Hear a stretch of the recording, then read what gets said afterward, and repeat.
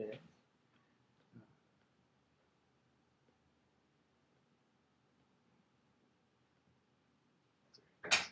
Good morning. Good morning, everyone. Are you ready for a Alright, guys. day? That did not go as planned, but I hope Miss Melanie can wake us up on this beautiful fall day. Alright, I think that's enough of that. So, let's begin. Today I'll be presenting about the rain room. But before I get into what that is, I want to first talk about who made it. So the group that made it was, it's called Random International. They're a London-based studio of 7 30-something artists. And they have a very diverse range of backgrounds, from the applied sciences to ancient art, technology, computer science, you name it. And this all comes together in their art, whose goal is pretty much to explore the converging worlds of animate and inanimate objects, which should sound familiar to us all after taking this class. Here's a selection of some of their other pieces of art.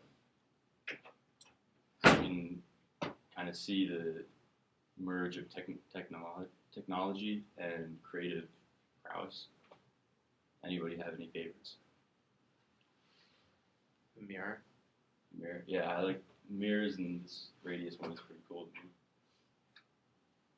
Anyway, what is the Rain Room? So it's an exhibit. It was an exhibit at the Museum of Modern Art in New York, and before that at the Barbican in London. It's very immersive and interactive, which you will see shortly in the video I'm about to show you. Basically, you enter a dark room, and there's a ceiling that's just pouring rain, 100 square meters of it, and you walk through it. 220 gallons of water recycled a minute, so it's like torrential downpour. I'm sure you guys are wondering, like, why would anyone do this? But there's a catch. The rain stops wherever human body is detected. So that instead of, like Truman in the Truman Show, having like a 5-foot diameter rain falling on you, this is all rain and this is all dry. So, the moment you've all been waiting for, let's watch the video.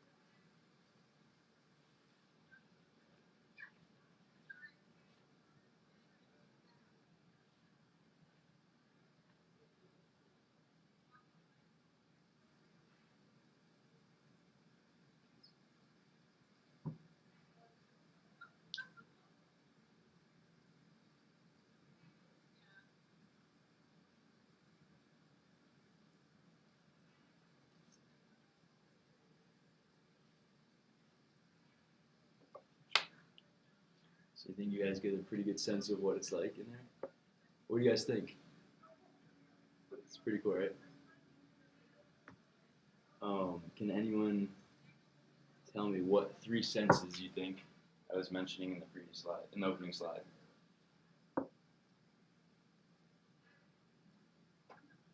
Touch. Actually, touch is the one that you can, because it's all dry. But technically, I think smell, sight, and hearing. And maybe taste, I don't know. So the big question is, how does it work? In researching, I found that this quote from Hans Koch, one of the co-creators, is dead on. We're being deliberately obscure about the details. But what I could manage to find is that they use a graded floor and a water management system to recycle the water to keep it manageable economically and environmentally.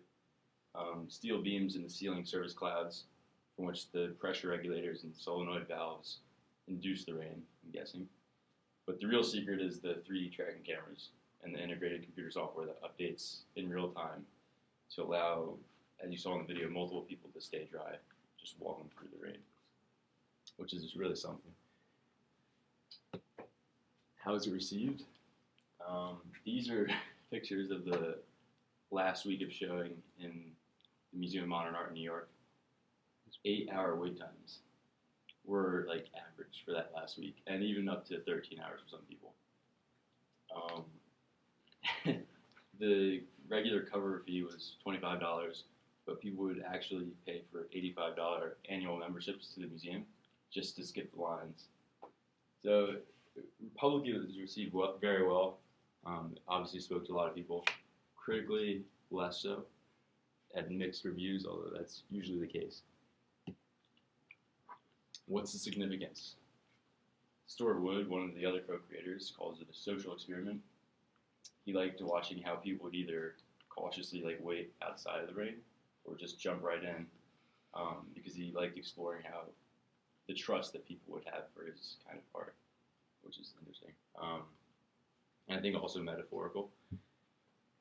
Then another thought is it's about the simulation of the natural environment, bringing that closer to the human scale and starting to experiment with all the different possibilities.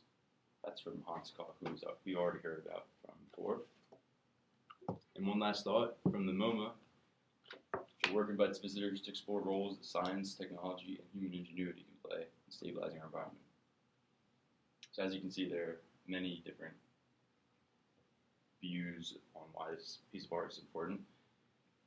But I'd like to find out from you guys, what do you guys think? So let's see a raise of hands. How many of you would actually go see it? All right. Would you wait 2 hours? I did. 8 hours? You wait, yeah, I was looking at that, I was like, you're waiting 2 hours in the rain so you can, To walk through rain. yeah. That's really ironic. All right, that's a good point, and that actually segues really nicely to the next question. Why would someone wait 8 hours and pay $25 to walk through rain when they could just do it outside for free? You can see it's raining on them. Maybe because it's New York and people are easily swayed. Could you speak up? Sorry. Maybe because it's New York and people are usually swayed. These are New Yorkers. I mean, They're stubborn. Any other thoughts? I think the fact that you can walk through this rain room without getting wet seems to really interest people because they want to know what's the science behind it or how it works or something. probably makes them feel super human. Good thought. I actually feel like I'd rather be inside than outside in the rain if I want to be a superhuman. Right? Because when I'm outside, it's just falling on me. I can't stop it. I'm inside. I'm a hero. So, how would it be different if the rain room was reversed? And it was like that. And I'm asking this sincerely, That'd be hilarious. I just feel let's pay to get inside to get wet. Let's do it. How many of you would go into that room? The Truman Show. I don't have to pay for it. I can just go outside in the rain and get rained on anyways. what I'm really asking in this is what makes this so special? What makes people want to wait so long just to walk through, have the rain? I guess I'm saying it's kind of having the rain part from you and having that power over the natural process. What do you guys think? Is that true?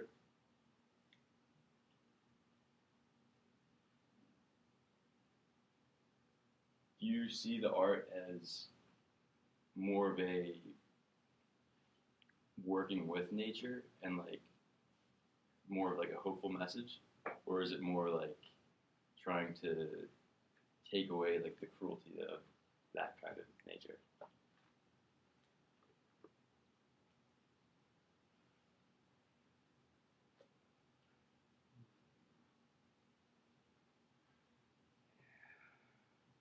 It takes away the democracy of nature. What I mean by that is like rain, it falls upon everyone, but when you do it like this, it kind of negates that property of rain. So I guess it kind of modifies what exactly we consider rain. Because if it was really rain, it would fall on everyone equally, so everyone was sort of sure. Can you explain that a little bit more? Rain is like an equalizing factor in some cases because it falls on everyone regardless of if you're poor or like good or bad. But when you have the power, to like not be hit by rain, it like shows that you're more in control or you're not part of the people who like experience things equally under rain. So I guess maybe it's just like it probably is a control factor. But kind of like establishing someone above everyone else. In a sense, probably. That's an interesting thought. Yeah. Above nature too, right? In some way. I think it's like showing human control over nature. At the very least, like limiting nature's effect on us. You guys agree with that? What do you think of? I said that it's like either about us, I guess, like implementing our will on nature and controlling it, or limiting like the effect of nature on us. So I think that's really great. So what's relevant about that? Like, why make this now? Or could it be made anytime? Natural disasters, maybe.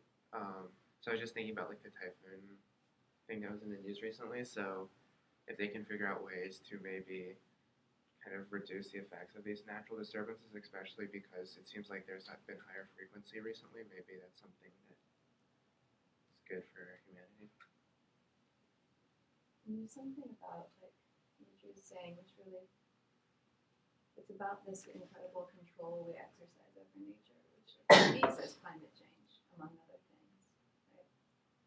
But the flip side of that is what you're saying, David, which is that climate change also has the potential to produce, we think of it as like this dizzying power humans control these forces, but then they backfire in ways that we can't predict and create like the worst natural disaster, the worst typhoon.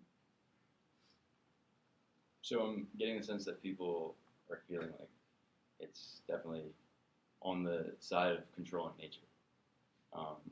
But what do you think about this interpretation from one of the creators, saying that it's about bringing us closer to the so starting to experiment with all the different possibilities. Like, what I got from this is he's kind of interested in working with nature to make it more human, I guess.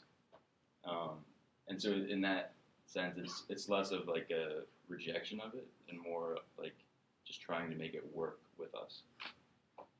But do you guys see that in this art, or do you still feel like it's kind of trying to get rid of that?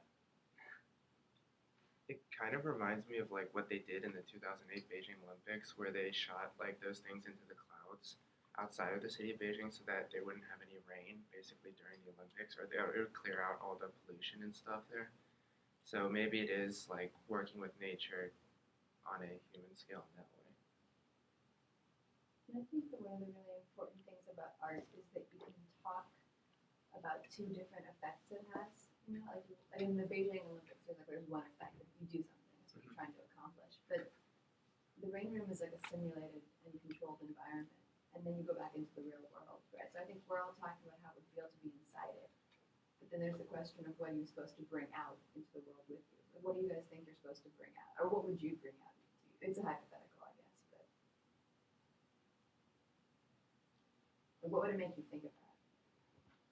I think it's kind of hopeful because it's saying that you can,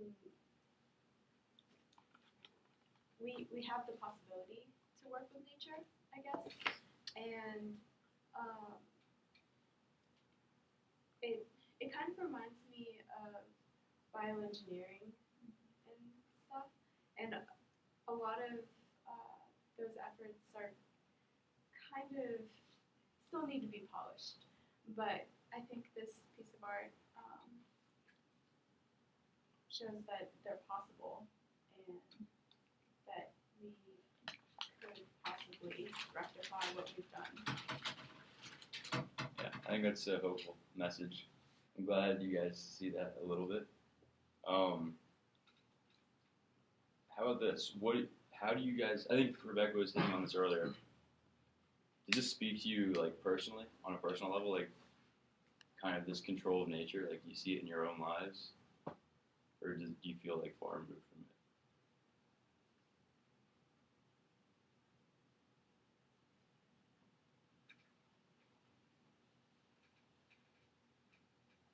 Do you feel in control of nature right now? I think not to this degree.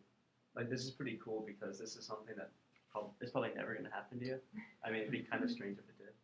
But on a smaller scale, I mean, we have, like, small control over nature. So, like, you can go cut the grass and you can do little things and put pesticides out there. And so you can control on a small scale, but it's just pretty dramatic. I think it's a good point because it draws your attention to it, right? It's like then you walk back into the air-conditioned, weather-controlled, air-purified MoMA, and you're like, wow, that was so weird to control nature. And you're like, no one's raining on me right now. I built a universe, but we built a universe in which things happen.